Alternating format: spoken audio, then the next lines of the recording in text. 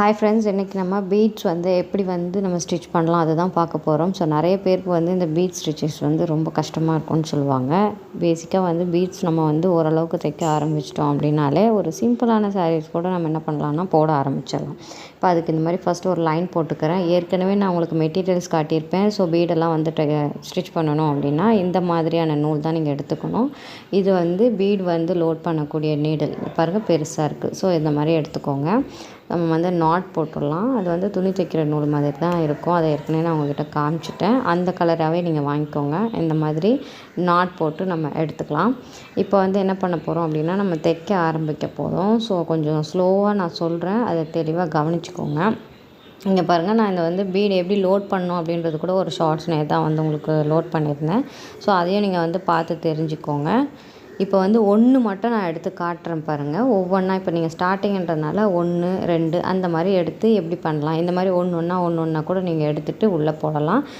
எனக்கு 4, 5 எடுத்தால் உள்ளே தள்ள முடியல அப்படின்னா ஒவ்வொன்றா எடுத்து கூட நீங்கள் என்ன பண்ணிக்கலாம் அப்படின்னா உள்ளே தள்ளிக்கலாம். இப்போ நான் பார்த்திங்கன்னா ஒரு 2 இல்லை ஒரு 3 அந்த மாதிரி நான் ஒரு 4 எடுத்துக்கிறேன். ஏன்னா அப்படி தான் நம்ம உள்ளே கோக்க போகிறோம். அதுக்காக நீங்கள் இந்த மாதிரி 4 எடுத்துகிட்டு கை விட்டு விட்டு விட்டு நீங்கள் என்ன பண்ணணும் அப்படின்னா ப்ராக்டிஸ் பண்ணணும். அதாவது இப்போ நான் பாருங்கள் நடு விரலில் பிடிச்சிட்ருக்கேன். அந்த பீடை இந்த நடு விரலில் தான் பிடிச்சிட்ருப்பேன். என்னுடைய மோதிர விரலில் என்ன பண்ணுவேன்னா தள்ளுவேன். நடு விரலில் நான் பிடிச்சிட்ருக்கேன். ஸோ இதுதான் நீங்கள் நடு விரலில் பிடிச்சிட்டு அந்த மணியை கீழேயும் மேலேயும் தள்ளி தள்ளி பார்க்கணும். ஸோ தள்ளும்போது தான் உங்களுக்கு விடுறதுக்கு அந்த ப்ராக்டிஸ் வரும். நீங்கள் சும்மா நீங்கள் தைக்கவே வேண்டாம். இந்த மாதிரி சும்மா மேலே கீழே தள்ளி தள்ளி ப்ராக்டிஸ் பண்ணுங்கள். இப்போ நம்ம கோக்குறோம். மேலே எப்போவுமே உங்களுக்கு தெரியும் ஒரு லாக் ஸ்டிச் போட்டுட்டு தான் நம்ம எடுப்போம் இல்லையா. ஸோ அந்த மாதிரி மேலே ஒரு லாக் ஸ்டிச் நான் போடுறேன். போட்டுட்டு திருப்பி வரேன் ரிவர்ஸில். இப்போ பாருங்கள், சுகர் பீடை பொறுத்த வரைக்கும் நம்ம 2 மணியாக தான் விடணும். இதுதான் பேசிக் ப்ரொசீஜர். நீங்கள் தைக்கிறீங்க அப்படின்னா நெக்கு ஃபுல்லாக தைக்கிறீங்கனாலும் 2 தான் விடணும். எவ்வளோ தூரம் நான் ஒட்டை எடுத்திருக்கேன் பாருங்கள் என்னுடைய அந்த ஊசியை. ஸோ அந்த அளவுக்கு கீழே நூலை நல்லா டைட்டாக இழுக்கணும். மேலே ஊசியை க்ரிப்பாக பிடிச்சிக்கணும், கீழே நூலை டைட்டாக இழுக்கணும். அப்போ தான் மணி டைட்டாக ஸ்டிச் ஆகும். இல்லைனா லூஸாக ஸ்டிச் ஆயிரும். இப்போ பாருங்கள், நான் எடுத்துகிட்டு மேல் பக்கம் பார்த்தா மாதிரியே இழுக்கிறேன் பாருங்கள். ஸ்லோவாக காட்டுறேன் பாருங்கள். அதுக்கப்புறமா நீங்கள் ஊசியை கீழ் பக்கம் திருப்பிக்கலாம்.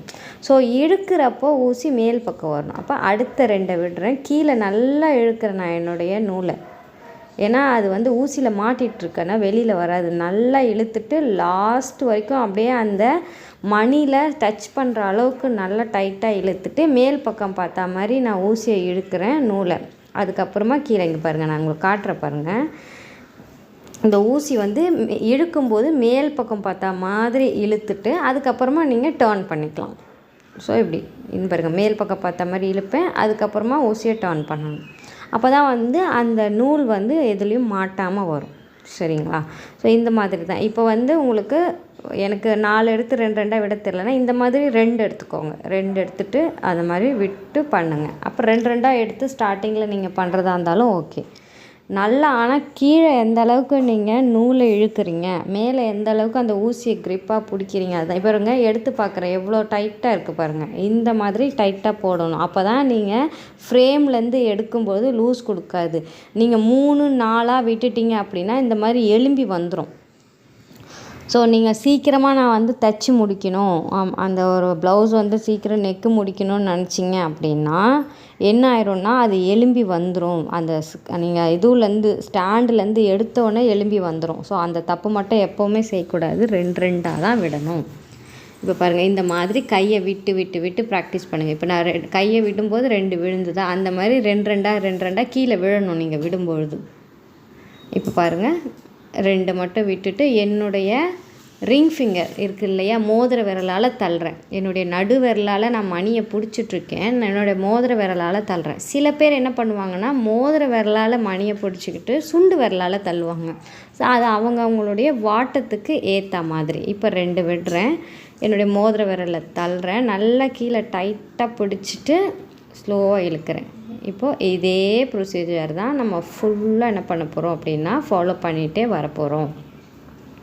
ஸோ நீங்கள் வந்து அந்த பீடு வந்து இதுமாதிரி மேலேயும் கீழேயும் விட்டு விட்டு இழுக்கிறது, அதுக்கப்புறம் அதை மோதிர விரலில் தள்ளுறது. ஸோ இந்த ப்ராக்டிஸும் உங்களுக்கு இருக்கணும். 3 விழுந்துருச்சுன்னா அப்பாடி 3 விழுந்துருச்சு பரவாயில்ல தைச்சிடலான்னு தைச்சிடக்கூடாது. அந்த ஒன்றை மேலே தூக்கிடணும்.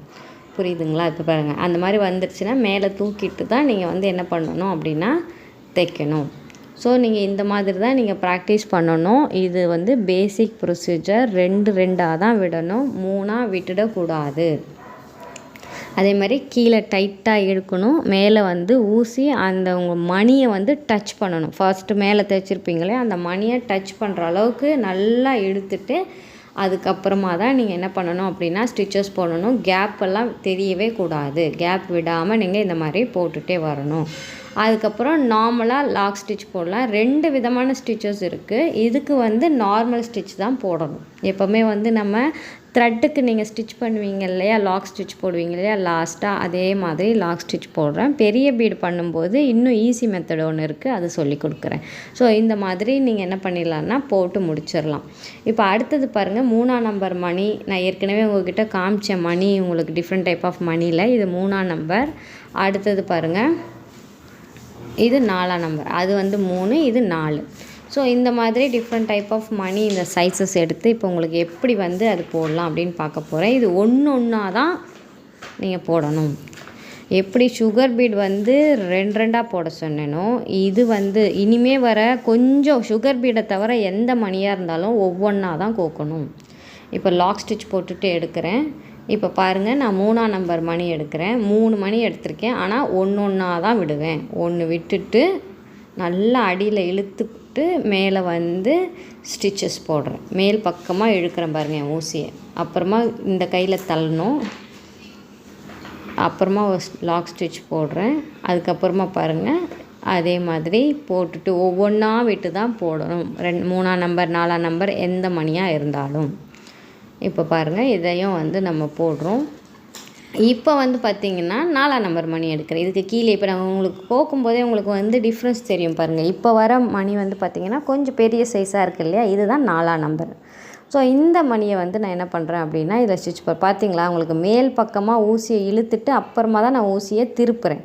ஸோ இதே மாதிரி தான் நீங்கள் என்ன பண்ணணுன்னா இந்த ப்ரொசீஜரை ஃபாலோ பண்ணி இப்படியே வந்து என்ன பண்ணலாம் அப்படின்னா கோத்துட்டு வரலாம். இது மட்டும் தெரிஞ்சால் போதும். சுகர் பீட்ஸ்னால் 2 விடணும், மற்ற பீடுனா ஒன்றா தான் விடணும். ஆனால் நல்லா டைட் கொடுத்து பண்ணணும். ஸோ இப்போ வந்து பாருங்கள், இங்கே வந்து நம்ம லாக் ஸ்டிச் வந்து நார்மல் ஸ்டிச் போட்டோம் இல்லையா, இப்போ போடும்போது ரொம்ப ஈஸி மெத்தட் சொல்கிறேன் பாருங்கள். இப்படியே கவுத்துற வேண்டியதுதான். அந்த மணியில் நம்ம அப்படியே கவுத்துடலாம். இல்லைனா ஒரு சின்னதாக ஒரு செயின் போட்டுட்டு மேலே கொண்டு வந்து நான் என்ன பண்ண போகிறேன் அப்படின்னா அந்த நூலை வந்து அப்படியே ரிவர்ஸில் பாருங்கள், அப்படியே அந்த ஊசி மேலே போட்டு அமுக்கி பின்பக்கமாக அந்த லூப் வருது இல்லையா, இழுத்து காட்டுறேன் பாருங்களேன். இந்த லூப் வருது பாருங்கள். அந்த லூப்பு கிடச்ச உடனே அந்த மணி மேலே கவுத்து அப்படியே இழுத்துற வேண்டியது தான். அவ்வளோதாங்க, முடிஞ்சு போச்சு. எவ்வளோ ஈஸி பார்த்திங்களா? இதோட இது வெளியே வரவே வராது. ஸோ நம்ம வந்து எப்போவுமே மணியில் லாக் போடுறது ரொம்ப ஈஸி. ஏன்னா அப்படியே அந்த லூப்பை ரிவர்ஸ் கொண்டு போயிட்டு அப்படியே நம்ம என்ன பண்ணிடலாம் அப்படின்னா அந்த மணியில் அமுக்கிட்டோம் அப்படின்னா அது லாக் ஆகிரும். இப்போ அடுத்தது பாருங்கள், ஐ மணி மாதிரி நான் ஏற்கனவே உங்களுக்கு டிஃப்ரெண்ட் டைப் ஆஃப் மணியில் காமிச்சிருந்தேன். ஸோ இது கூட எப்படி கோக்கிறது பார்க்குறேன் பாருங்கள். இது ஒன்று, இதோட ஒரு 3ஆம் நம்பர் மணி ஒன்று கோக்க போகிறேன். ஒரு டிஃப்ரெண்ட் தெரியறதுக்காக லைனாக இருக்கு இல்லையா, அதனால் ஒரு 3ஆம் நம்பர் மணி. அடுத்தது அந்த பெரிய மணி கோக்குறேன். அடுத்தது ஒரு 3ஆம் நம்பர் மணி. நல்லா டைட் கொடுத்து பண்ணுங்கள். இதுதான் மெயின். இதில் லூஸ் கொடுத்துட்டிங்க அப்படின்னா நம்ம பண்ண வேலை எல்லாமே வேஸ்ட்டாக போயிடும். ஸோ எந்த மாதிரி மணியாக இருந்தாலும் ஒவ்வொன்றா தான் கோக்கணும்னு சொன்னேன், பெரிய மணி எல்லாமே. அதனால தான் உங்களுக்கு ஒவ்வொன்றா கோத்து நான் காட்டிகிட்ருக்கேன். இதே மாதிரி ஒவ்வொன்றா கோத்துட்டு இப்போ பாருங்கள், இதை அப்படியே நம்ம என்ன பண்ணலாம் அப்படின்னா லாஸ்ட்டாக ஒரு 3ஆம் நம்பர் மணி போட்டு அப்படியே நம்ம லாக் போட்டுடலாம். இப்போ இதில் உங்களுக்கு இன்னும் நல்ல தெளிவாக தெரியும் பாருங்களேன். இப்போ நான் இப்படி மேலே இழுத்துட்டேன்னா அவ்வளோதான். அந்த லூப்பை அப்படியே பின்பக்கமாக கவுக்குறேன் பாருங்கள். கவுத்துட்டு கீழே இப்போ நூலை இழுக்கிறேன். முடிஞ்சு போச்சா?